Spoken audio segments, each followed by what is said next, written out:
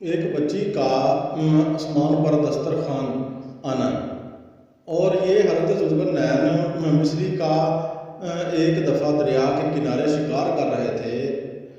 آپ کے ساتھ چھوٹی بچی تھی۔ دریا میں جب جال پھینکا تو ایک مچھلی جال میں آئی، اور بچی نے اس مچھلی کو پکڑ کر ارادہ کیا تو دیکھا کہ وہ مچھلی جو ہے اپنے دونوں ہونٹ یعنی کہ ہلا رہی تھی۔ تو بچی نے اسے دریا میں واپسی پھینک دیا، اور حضرت ذوالقرنین مصری نے اپنی بیٹی سے فرمایا، بیٹی تو نے محنت ضائع کر دی۔ تو بچی نے عرض کیا کہ جو اللہ پاک کا ذکر کرتی ہو، میں اسے کیسے کھانے میں کے لیے راضی ہو سکتی ہوں؟ حضرت ذوالقرنین مصری نے فرمایا، اے بیٹی، آپ اور ہم اب کیا کریں؟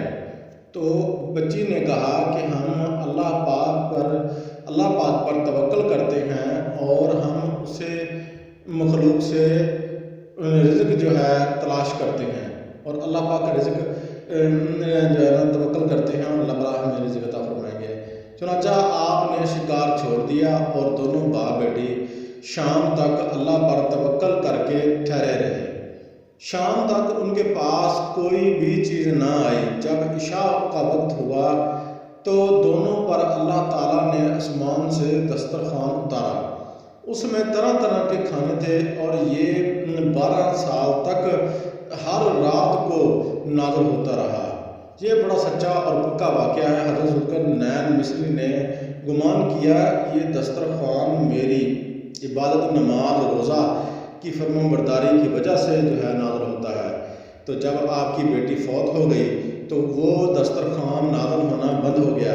تب آپ کو معلوم ہوا کہ یہ دسترخوان میری بیٹی کی وجہ سے اترتا تھا، نہ کہ میری وجہ سے۔ اور پھر آپ نے